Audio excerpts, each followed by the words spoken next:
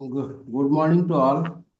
आज हम लोग का 580 एपिसोड है और बहुत इजीली हम लोग 580 एपिसोड तक पहुंच गए। ये पता नहीं चला कि कब 580 एपिसोड पहुंच गया, और ये सभी लोगों का देन है और सभी लोगों ने मिल करके यहाँ तक लाया है। और प्रत्येक एपिसोड में कुछ ना कुछ हम लोग नया सीखते हैं। आज भी हम लोग सीखेंगे। और आज बहुत अच्छे हेल्थ कोच हैं जो मधेपुरा पुरैनी बाजार से हैं। डॉक्टर सुनील कुमार सर बहुत अच्छी तरीके से बताते हैं। तो आज हम इस वर्चुअल स्टेज पर आमंत्रित करना चाहेंगे डॉक्टर सुनील कुमार सर को, जो हम लोगों को बताएंगे। Welcome sir. सर के लिए जोरदार तालियां। Thank you sir, thank you. Shubh thank you Prabhat, sir. Good morning आप सभी को।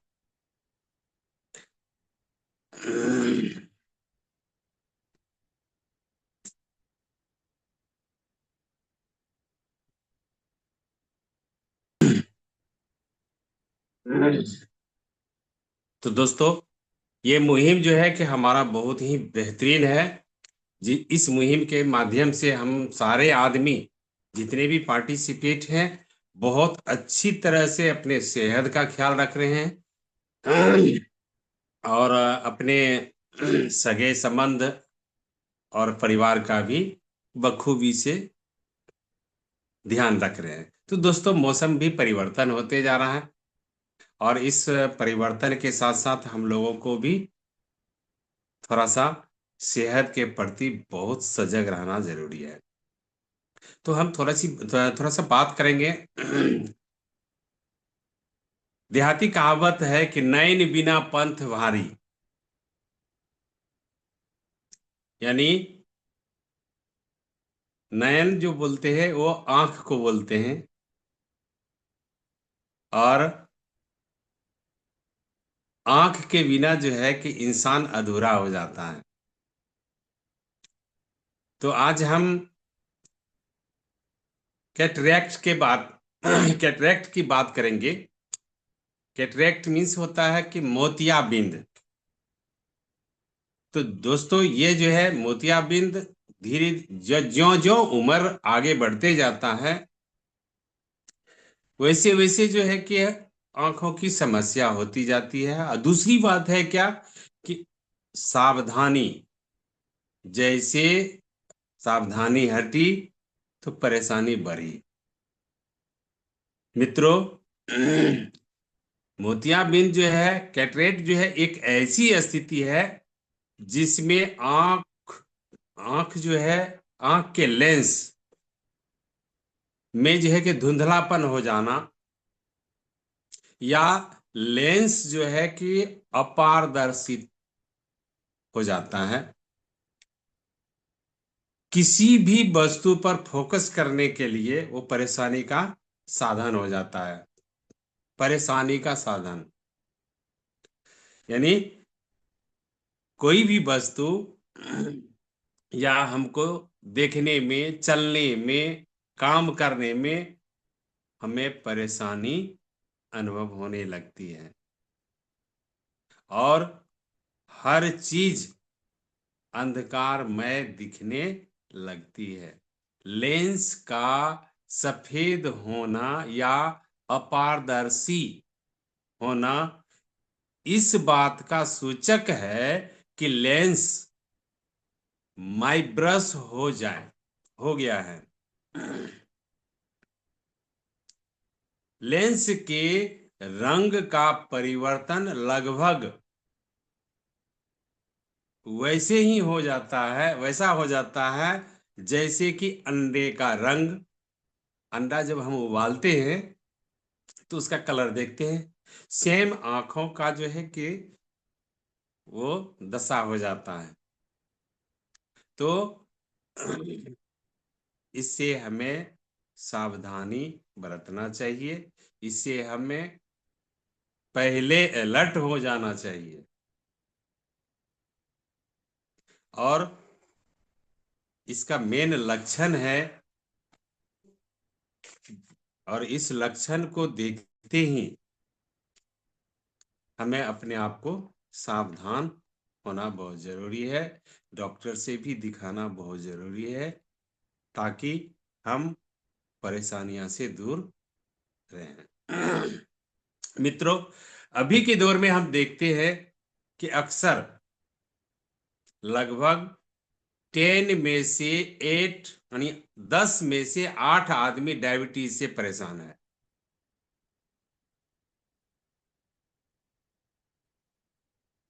डायबिटीज हर यानी एक घर में अगर 10-15 की संख्या है तो इतना जरूर है कि एगो अतिथि डायबिटीज का होगा, बीपी का होगा।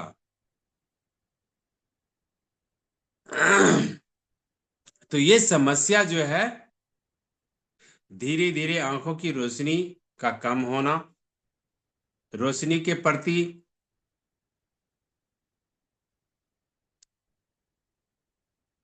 हर वक्त परेशान रहना, कभी कभी आंख आंख की रोशनी जो है वो चारों ओर रेडियंस दिखाई देना, मतलब क्या कहते हैं, रेडियस की तरह दिखाई देता है, यानी धुंधलापन दिखाई देता है। यह है लक्षण। और कारण क्या है? खान पान में भी अपना मेंटेन करना, खास करके डायबिटीज पेशेंट को हम लोग अगर देख कोई भी बोलते हैं कि सर हमको दिखाई कम पड़ता है, आंखों में परेशानी भी है, तो एट मस्ट उसको बोलते हैं कि आपका डायबिटीज का लेवल क्या है, आप अपने डायबिटीज के लेवल को चेक कराइए। हो सकता है कहीं आपका डायबिटीज बढ़ तो नहीं गया है। और उसके कारण जो है कि आंखों की समस्या अनिवार्य हो जाता है।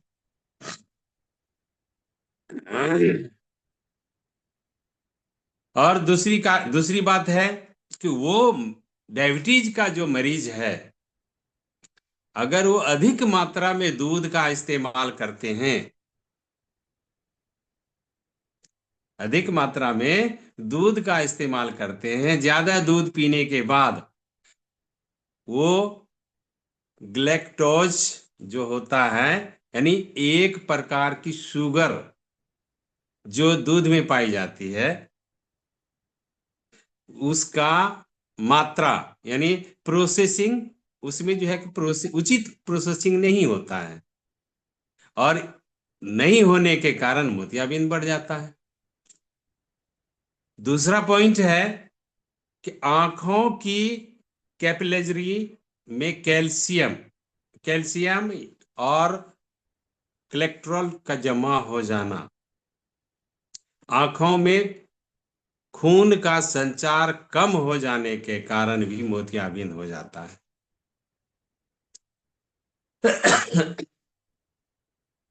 नेक्स्ट पॉइंट, तीसरा पॉइंट है कि कभी कभार जाने अनजाने में चोट, आंखों में चोट लग जाना,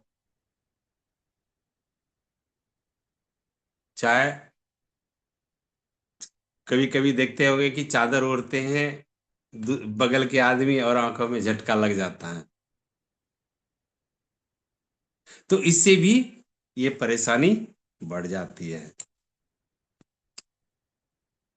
चौथा पॉइंट आपको देख रहे हैं, इसके अतिरिक्त अधिक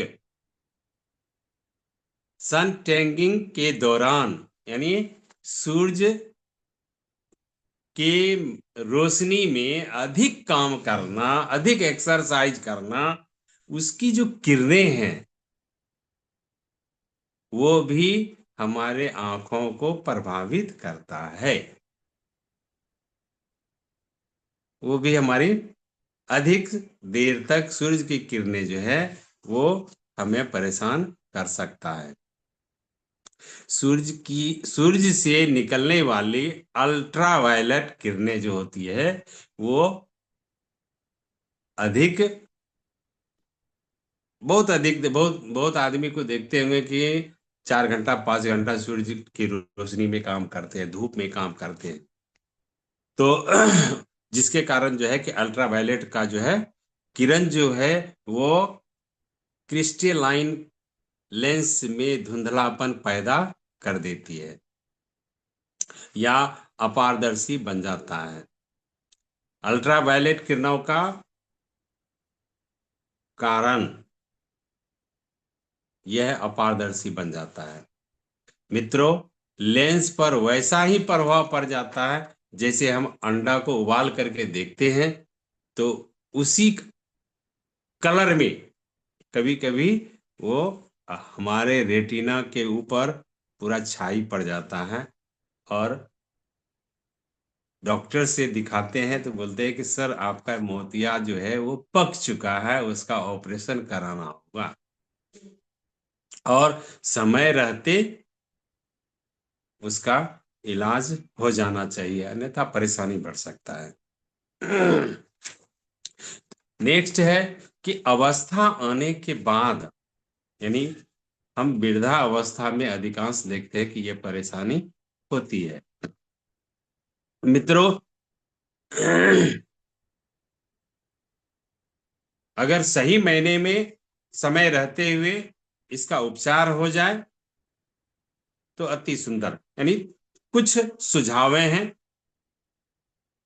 उसके ऊपर फोकस किया जाए तो इसके उपचार हेतु आवश्यक कुछ विटामिन मिनरल्स है, कुछ सप्लीमेंट भी है और उसको मेंटेन करने से हमारी समस्या में निदान हो सकता है।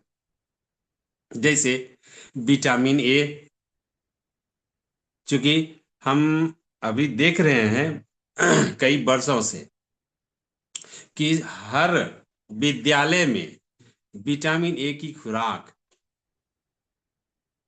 कुछ केंद्र पर जो है विटामिन ए की खुराक दी जा रही है, कभी कभी समय समय पर उसको प्रोवाइड किया जाता है गवर्नमेंट के माध्यम से, स्वास्थ्य विभाग के माध्यम से। तो विटामिन ए यानी बीटा कैरोटीन बहुत जरूरी है। विटामिन सी और विटामिन बी 2 इन समस्याओं के लिए अति आवश्यक है। आंखों के लेंस के मुख्य एंटीऑक्सीडेंट्स विटामिन सी और विटामिन ई पाई जाती है। हमारी समस्या हर सेक्टर में एंटीऑक्सीडेंट जरूरी है, यानी हमारी आंखों की समस्या में विटामिन ई और विटामिन सी जो है हमारी मुख्य रूप से एंटीऑक्सीडेंट का काम करता है, क्योंकि ग्लूटाथियोन जो है वह उत्पाद करता है और ये दोनों आवश्यक होती है विटामिन सी। ग्लूटाथियोन एक प्रकार का प्रोटीन है आंखों के लिए, जो हमारी आंखों को फ्री रेडिकल से बचाता है, फ्री रेडिकल से बचाता है। अगर सही मायने में हम देखें तो हमारा आंख का जो ये आकार है, आंखों का जो है कि ये गोल गोल जो आकार है वो हकीकत में क्या है, 100% वो वसा से बना हुआ है। और हम लोग देखते हैं कि कभी कभी ऐसा भी पेशेंट को देखे हैं कि धीरे धीरे वो आंख जो है बैठ जाता है और डीप हो जाता है, गहरा हो जाता है। अगर किसी भी व्यक्ति को जबरदस्त चोट लग जाता है तो उसमें थोड़ी सी लापरवाही अगर हो जाए तो वो धीरे धीरे हम देखते हैं कि उसका आंख जो है कि नीचे की ओर, भीतर की ओर धंस जाता है और पानी जो है लगातार बहते बहते आंख डैमेज हो जाता है, क्योंकि वह वसा से ही आंख का आकार बना हुआ है। आंख का, जिसको दिमाग कहते हैं, वो जो है 100% बसा है, और वो धीरे धीरे तरल पदार्थ में बदल जाता है और वो काफी गड्ढे के तरह हो जाता है। तो इसकी सुरक्षा हमें खुद करनी है। विटामिन सी की कमी से मोतियाबिंद का बढ़ना तय है। इसलिए हम लोग अक्सर बोलते हैं कि समय अगर 40+ हो जाए तो इंसान को विटामिन सी कम से कम अपने शरीर के लिए vitamin C, vitamin B, B complex, कुछ हो या ना हो, ये दोनों इस्तेमाल जरूर करना चाहिए। रक्षा कवच कवच है ये हमारे लिए। Vitamin C, vitamin A, vitamin B 2 और बी कम्प्लेक्स, ये साल में कम से कम 3 महीने जरूर अपने आप को किसी भी हालात में हो वो मेंटेन करें, अन्यथा पीछे पछताने से क्या फायदा। तो मित्रों, यह जरूरी है हम अपने शरीर की रखरखाव और परेशानियों से निजात के लिए, इसके साथ साथ हमें कैल्शियम की भी आवश्यकता है, विटामिन बी 5 की भी आवश्यकता है, और विटामिन ई तो चाहिए ही चाहिए अगर आंखों की समस्या है तो। साथ ही सिलेनियम सिलेनियम हो गया, जिंक जिंक हो गया, ये चाहिए, अन्यथा मजबूरी हो जाएगी, आपको लेना ही पड़ेगा। तो इसकी सही मात्रा में लेना आवश्यक है। यदि किसी भी कोई भी डायबिटीज पेशेंट है तो उसे ये जरूर हमें प्रोवाइड करना चाहिए। मित्रों, आज के डेट में ये देखा जा रहा है कि हेल्थ इज वेल्थ। अच्छे अच्छे व्यक्ति, पता नहीं चलता है, कोदाल से बाल उतारते उतारते खत्म हो जा रहा है, बाथरूम से निकला खत्म हो गया। तो ये परेशानी ना आवे, इसके लिए बहुत सावधानी की जरूरत है। मित्रों, हम लोगों के पास कुछ सप्लीमेंट है।